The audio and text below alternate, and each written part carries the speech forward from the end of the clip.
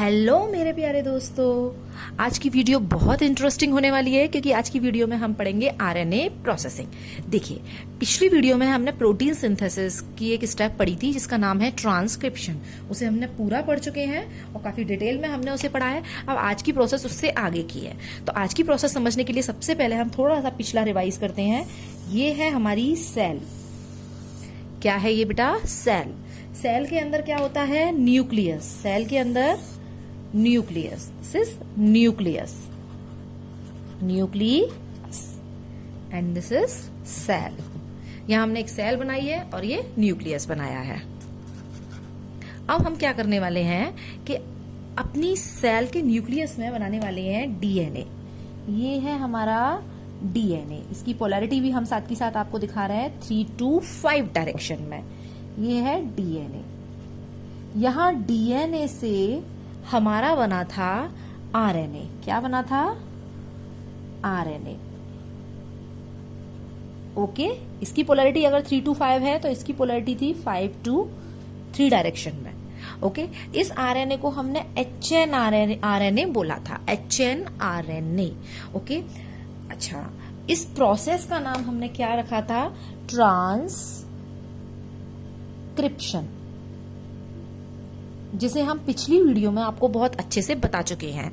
DNA से RNA के बनने की process is known as transcription. Okay, अब यहां पर हम आगे की प्रोसेस पढ़ने वाले हैं कि ये जो एचएन आरएनए है ये साइटोप्लाज्म में जाएगा, वहां जाके प्रोटीन बनाएगा और इस तरह से हमारी प्रोटीन सिंथेसिस की प्रोसेस पूरी हो जाएगी।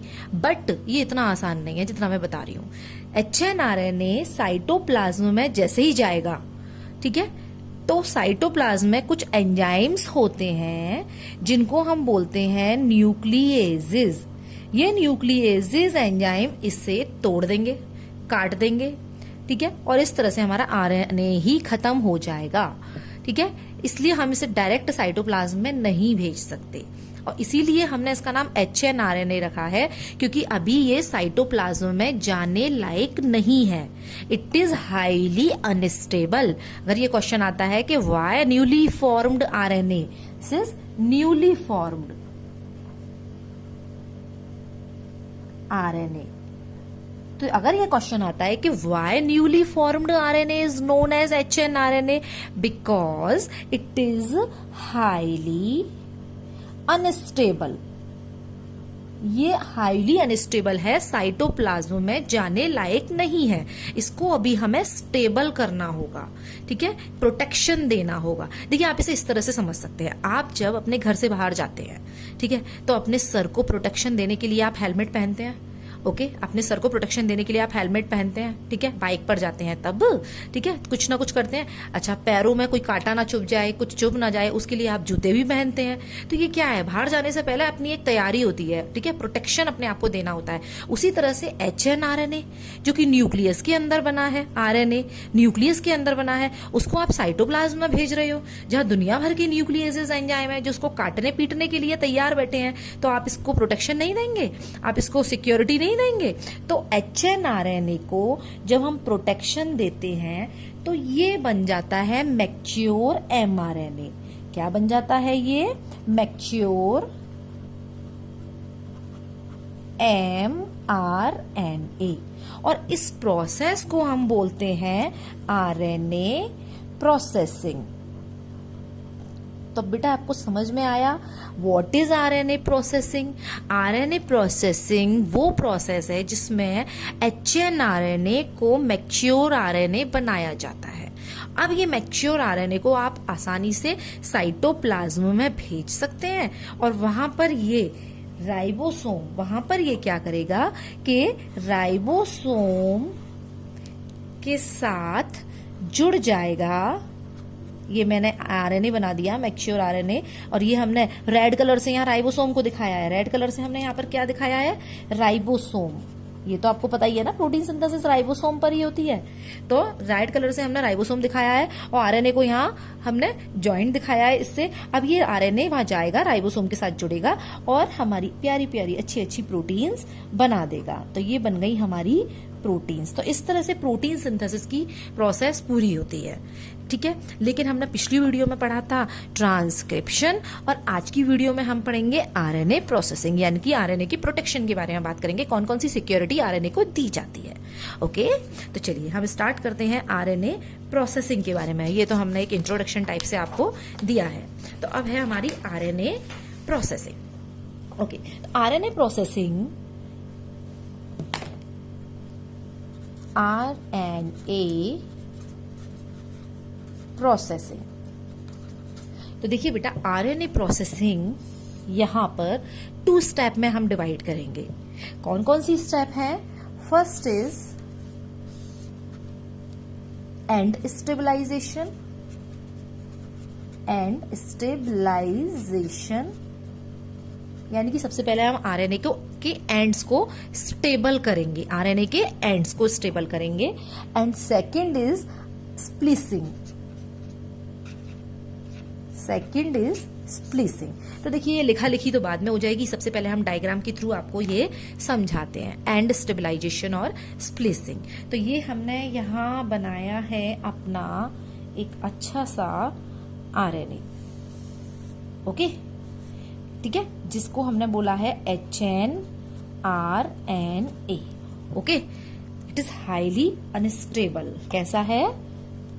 अनस्टेबल, इसीलिए हमने इसको HNRNA बोला है, ठीक है। HN की फुल फॉर्म है हेट्रोजीनस आरएनए, ओके। अब यहाँ पर आप बताइए कौन सी प्राइम साइट थी? 5 प्राइम साइट, यहाँ थी 3 प्राइम साइट, ओके। ये 5 प्राइम साइट है, 3 प्राइम साइट है। क्लियर दिखाई दे रहा है सबको? ओके। अब हम क्या करेंगे, सबसे पहले इसमें एंड स्टेबलाइजेशन होगा, एंड स्टेबलाइजेशन यानी कि सबसे पहले हम आरएनए के एंड्स को स्टेबल करेंगे कि कोई अगल बगल से ना काट दे। इस एंड को भी स्टेबल करेंगे और इस एंड को भी स्टेबल करेंगे, यानी कि इसकी 5 प्राइम साइट को भी स्टेबल करेंगे और 3 प्राइम साइट को भी स्टेबल करेंगे। अब कैसे करेंगे, क्या जोड़ेंगे? तो सबसे पहले 5 प्राइम साइट की बात करते हैं। तो देखिए जब हम घर से बाहर जाते हैं तो ऑब्वियसली अभी मैंने जैसे पहला बताया कि हम एक हेलमेट लगाते हैं, ओके, जिससे कि हमारा सर बिल्कुल प्रोटेक्ट रहता है। तो उसी तरह से आरएनए को भी हेलमेट लगाइए, आरएनए को भी हम हेलमेट लगाएंगे। तो क्या करेंगे हम, कैसा हेलमेट लगाएंगे आरएनए को? तो यहां पर जो हम हेलमेट लगाएंगे 5 प्राइम साइड पर, 5 प्राइम साइड पर जो हम हेलमेट लगाएंगे उसका नाम है 7 मिथाइल ग्वानोसिन ट्राइफॉस्फेट। भाई नाम याद कर लीजिए इसका, 7 methyl guanosine triphosphate, 7 methyl guanosine triphosphate. याद रखिए इसका नाम, मैं यहां लिख देती हूं पूरा, 7 मिथाइल ग्वानोसिन ट्राइफॉस्फेट।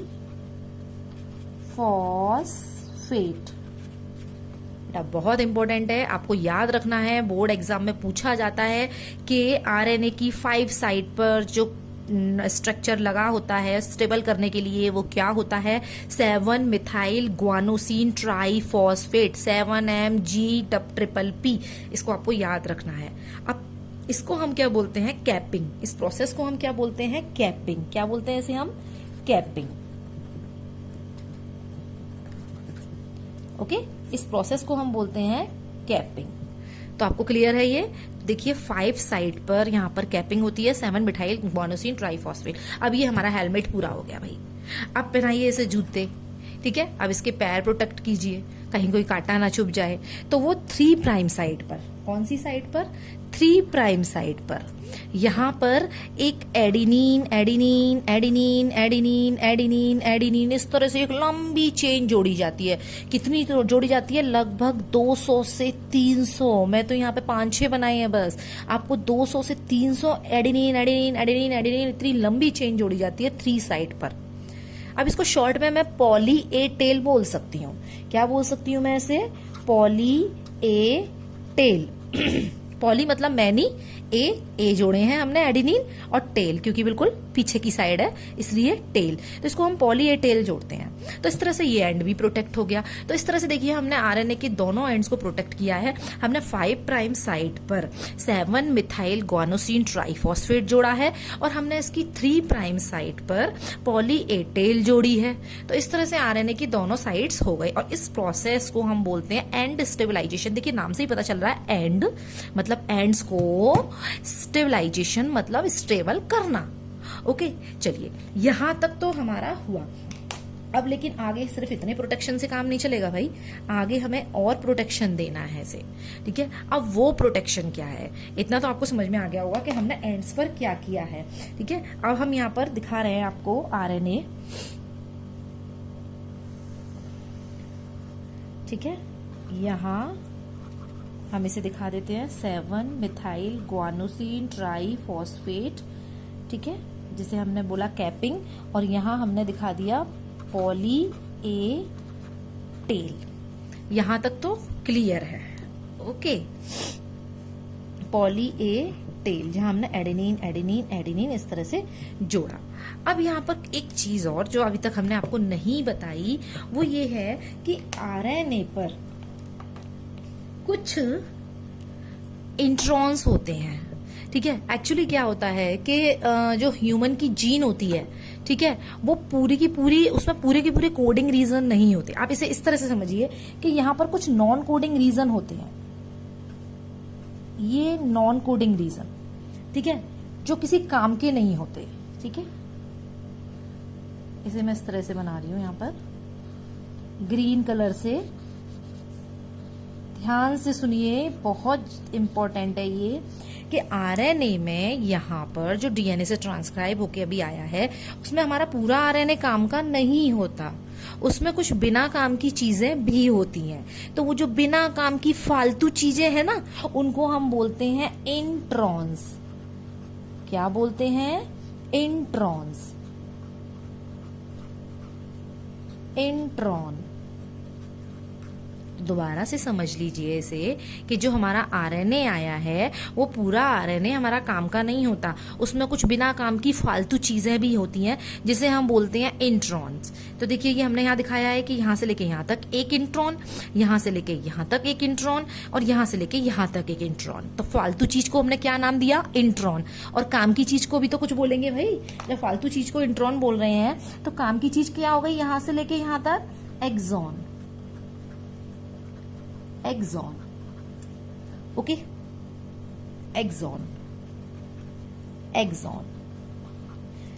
तो अब आप एक बात बताइए कि अगर आप यहां से अपने घर से स्कूल जाते हैं तो आप अपने बैग को लगाएंगे, तो उस बैग में क्या आप, अगर आप 12th क्लास के स्टूडेंट हैं तो क्या उसमें 9th क्लास की एनसीईआरटी, 10th क्लास की, 6th क्लास की, 7th क्लास की, घर की कुछ फालतू चीजें, उन सबको भी रखकर ले जाएंगे, या सिर्फ और सिर्फ 12th क्लास की जितनी बुक्स हैं और आपके जो नोट्स हैं उनको ले जाएंगे?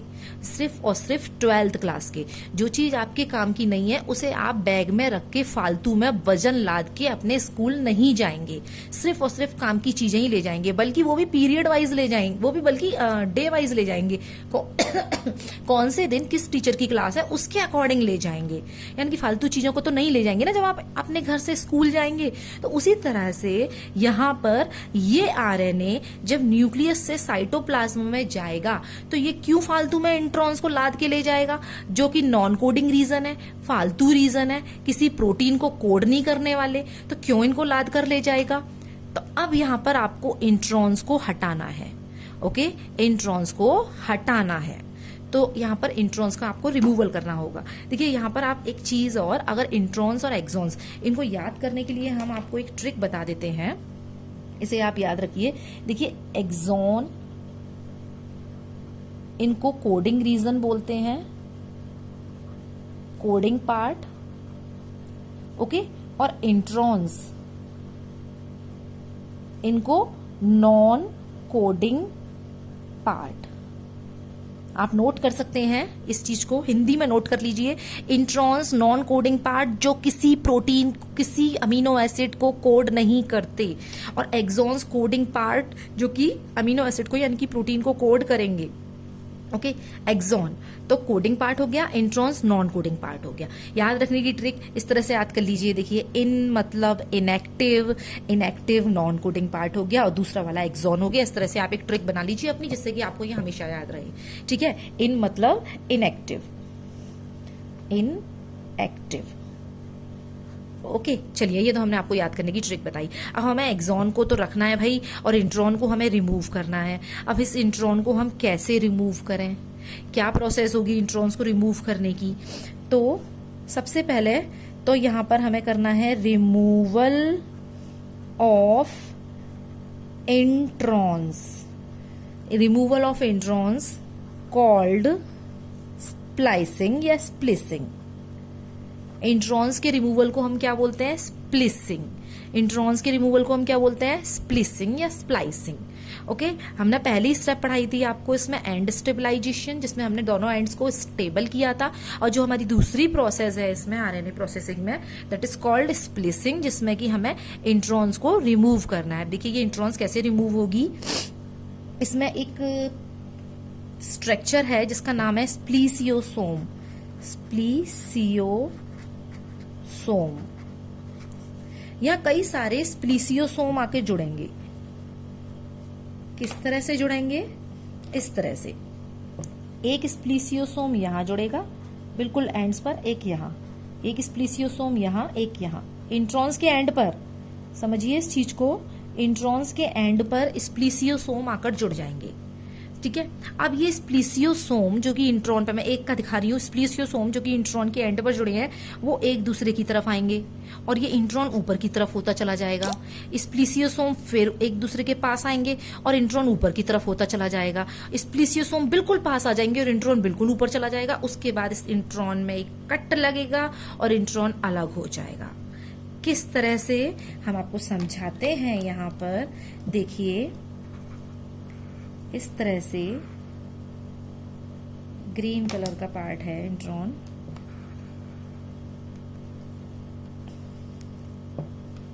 इस तरह से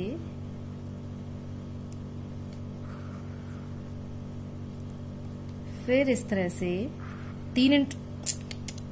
ग्रीन कलर, 3 इंट्रॉन है यहां पर हमारे। ओके, तो हमने इस तरह से दिखाया आपको। तो यहां हमने स्प्लीसियोसोम को जोड़ा, ये स्प्लीसियोसोम्स। Okay,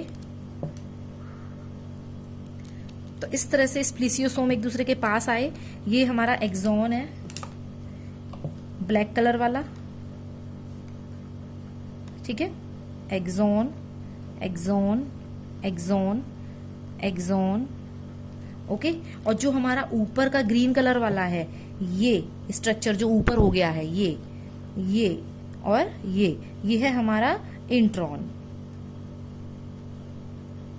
intron, intron, intron.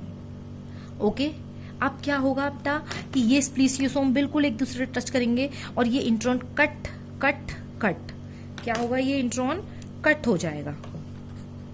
अगली प्रोसेस में इंट्रॉन हमारा कट हो गया, 1 2 3। ठीक है, और केवल एक्सॉन, एक्सॉन, एक्सॉन, एक्सॉन ही रह गया। और ये तो वही है, ये हमारी 7mGTP and poly A tell. और इस तरह से हमारे जो इंट्रॉन्स हैं वो हम यहाँ दिखा देते हैं, 1 2 3। ये तीनों इंट्रॉन्स हमारे अलग हो गए और निकल गए। समझ में आ गया? ये तीनों इंट्रॉन्स हमारे अलग हो गए और निकल गए। आप एग्जाम में पूरा मत लिखिए इंट्रॉन, मैं तो ये आपको समझाने के लिए लिख रही हूं। आप इंट्रॉन, एक्सॉन को ई से शो करिए और आप इंट्रॉन को आई से शो करिए। ओके, एक्सॉन को आप ई से शो करिए और इंट्रॉन को आप आई से शो करिए यहाँ पर। तो इस तरह से ये तीनों इंट्रॉन हमारे निकल जाते हैं, रिमूव हो जाते हैं। ओके, और केवल आरएनए में हमारे क्या रह जाते हैं, एक्सॉन रह जाते हैं, यानी कि कोडिंग पार्ट रह जाता है। तो अब देखिए ये जो हमारा आरएनए है इसमें कितना चेंज है। सबसे पहली बात तो इसके 5 प्राइम साइड पर कैप है 7mg ट्रिपल फॉस्फेट, यानी कि 7 मिथाइल ग्वानोसिन ट्राई फॉस्फेट की कैप है, ठीक है, जिसे हमने बोला कैपिंग, ठीक है। और इसके 3 प्राइम साइड पर पॉली ए टेल है। तो ये तो हो गया एंड स्टेबलाइजेशन। और दूसरा जो ये इतना बड़ा आरएनए था हमारा, जिसमें इतना सारा फालतू सामान था, जिसको हमने इंट्रॉन नाम दिया था, वो इंट्रॉन अब निकल चुके हैं और केवल एक्सॉन्स रह गए हैं, यानी कि हमारे कोडिंग पार्ट जो आगे बाकी प्रोटीन्स के किसी पार्ट को बनाएंगे वही रह गए हैं, और जो नॉन कोडिंग पार्ट है वो सारे के सारे निकल गए हैं। अब ये जो आरएनए है ये छोटा है और इसके दोनों एंड्स स्टेबल है, और ये हम सभी जानते हैं कि छोटी चीज ज्यादा स्टेबल होती है बजाय बड़ी चीज के। बड़ी चीज के टूटने फिटने कटने का डर होता है, बट छोटी चीज स्टेबल होती है। तो सबसे पहली बात तो ये बहुत स्टेबल है क्योंकि ये छोटा है, और दूसरा इसके एंड्स बहुत स्टेबल है, इसलिए अब इसे हम बोलेंगे मैच्योर एमआरएनए। तो बेटा ये हमने दिखाया आपको कि किस तरह से ये HNRNA मैच्योर mRNA बनाता है। अब ये मैच्योर mRNA पूरी तरह से स्टेबल है और साइटोप्लाज्म में भेजने लायक है। इसे आप आराम से साइटोप्लाज्म में भेजिए और ये आराम से जाके अपनी प्रोटीन बनाएगा बिना किसी डैमेज के। तो इस तरह से हमने एंड स्टेबलाइजेशन अपना कंप्लीट किया। इसे हम और अच्छी तरह से समझाने के लिए आपको एक बार ये एक स्ट्रक्चर है, इससे हम एक बार समझाना चाहते हैं आपको। तो देखिए ये मैं यहाँ पर ब्लैक कलर से इंट्रॉन बना रही हूं। ये हमारा इंट्रॉन है, ओके, ये हमारा इंट्रॉन है, ओके। मैं ज्यादा नहीं दिखा रही हूं इसमें इंट्रॉन, सिर्फ 2 इंट्रॉन ही हम यहां पर दिखा रहे हैं। ब्लैक कलर वाला इंट्रॉन है, ओके, ब्लैक कलर वाला, ओके।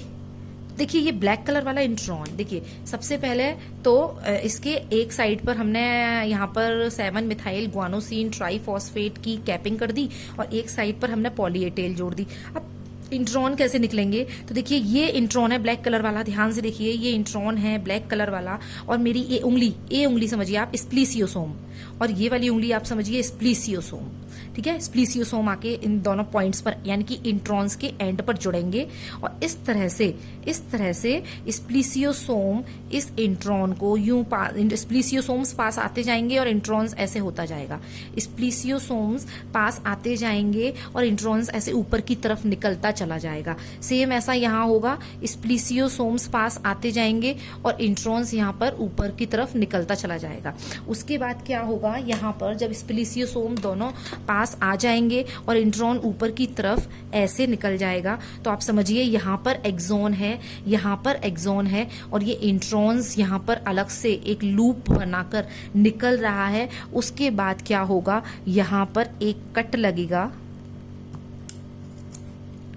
और ये इंट्रॉन अलग हो जाएगा, ये इंट्रॉन अलग हो जाएगा, और ये जो डीएनए के दोनों स्ट्रैंड हैं, ये डीएनए का 2 पार्ट जो हैं, ये इस तरह से जुड़ जाएंगे। तो यहाँ भी एक्सॉन, यहाँ भी एक्सॉन, बीच में जो इंट्रॉन था वो अब अलग से, और केवल एक्सॉन और एक्सॉन यहाँ पर जुड़ चुके हैं, ठीक है। जैसे मैंने ये वाला इंट्रॉन निकाला, ऐसे ये वाला इंट्रॉन निकाल लीजिए, उससे आगे वाला इंट्रॉन निकाल लीजिए, उससे आगे वाला इंट्रॉन निकाल लीजिए, और सारे इंट्रॉन रिमूव हो जाते हैं, सारे नॉन कोडिंग रीजन रिमूव हो जाते हैं, ओके। तो इस तरह से मैंने आपको समझाया ताकि आपको पूरी प्रोसेस एक अच्छे से समझ में आ जाए।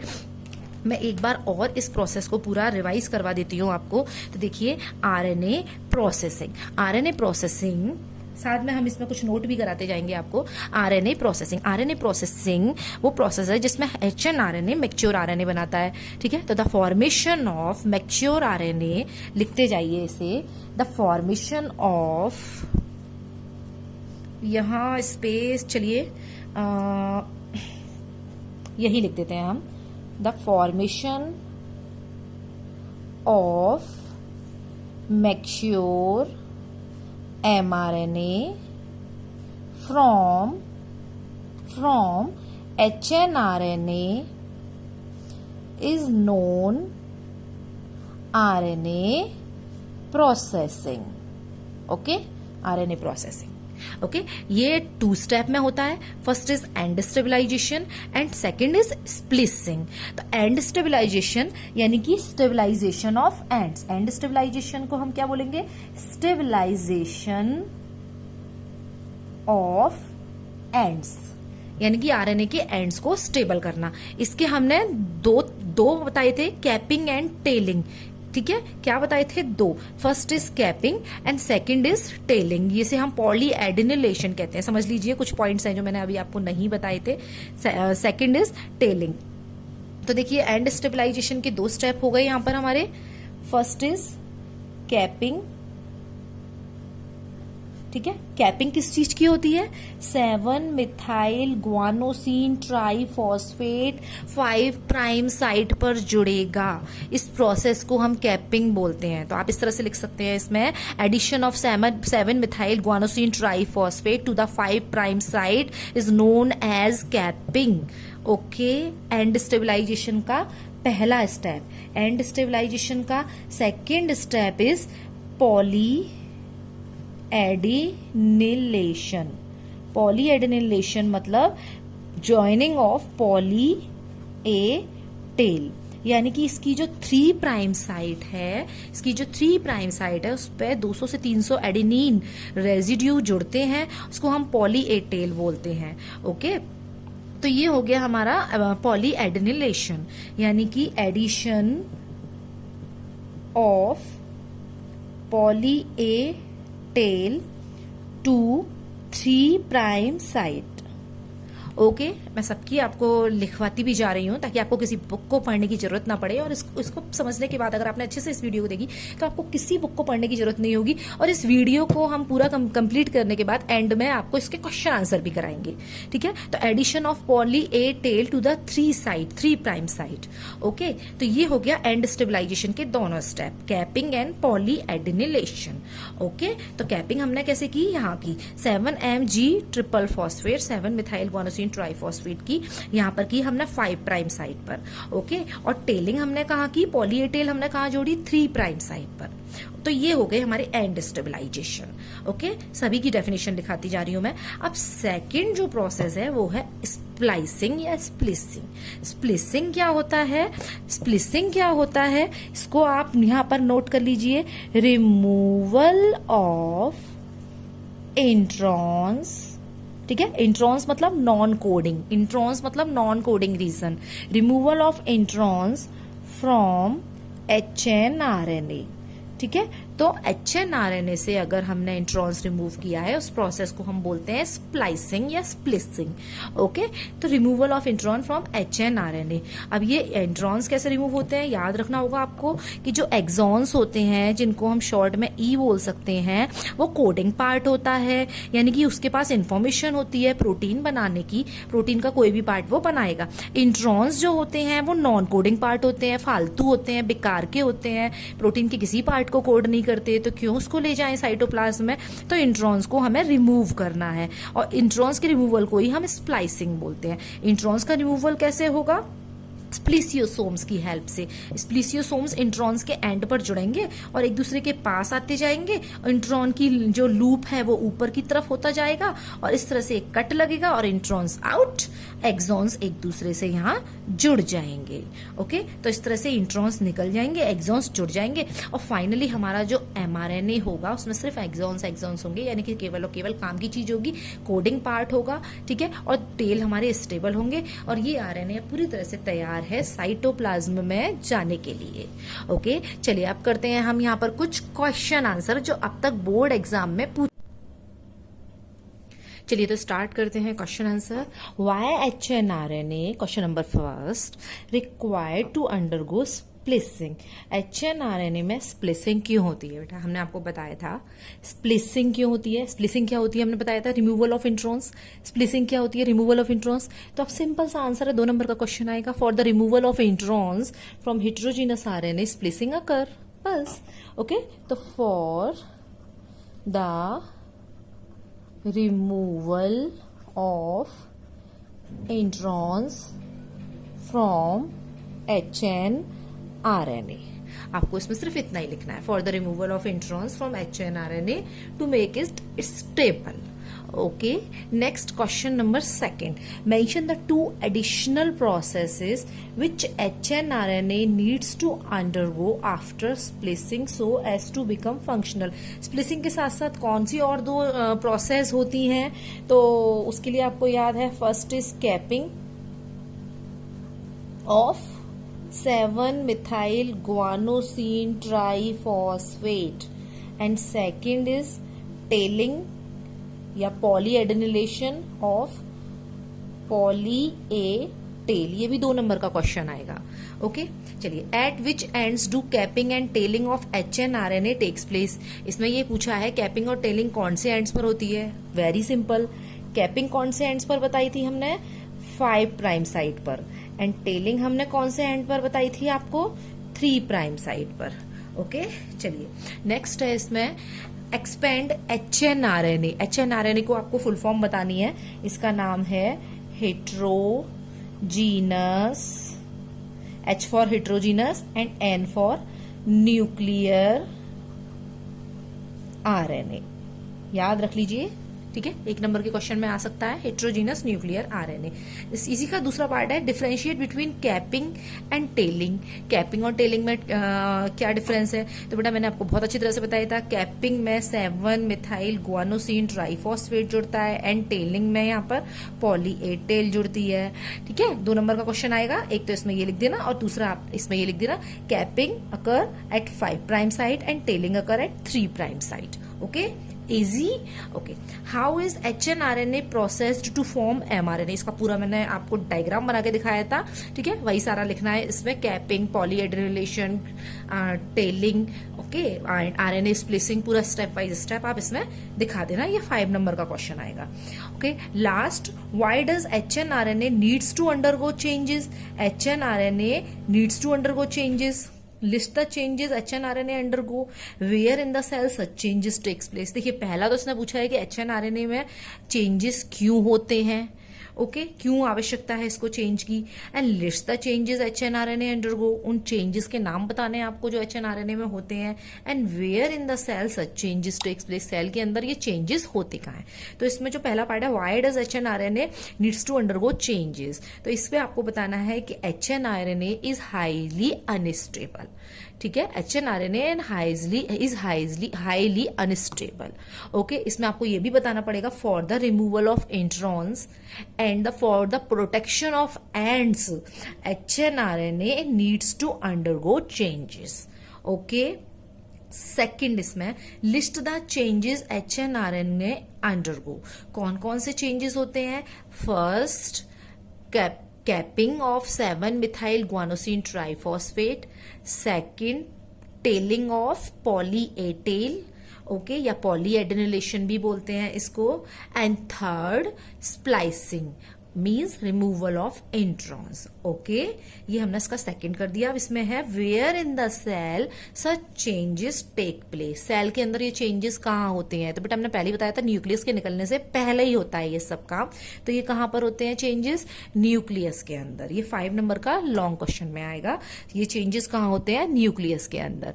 तो हमने सारे क्वेश्चन कर लिए. आई थिंक आपको ये वीडियो अच्छी लगी होगी. इसी तरह से हमारी वीडियो देखते रहिए और इन्हीं वीडियो को देखते देखते आपको पूरा चैप्टर रिवाइज हो जाएगा, पूरा चैप्टर आपका कंप्लीट हो जाएगा.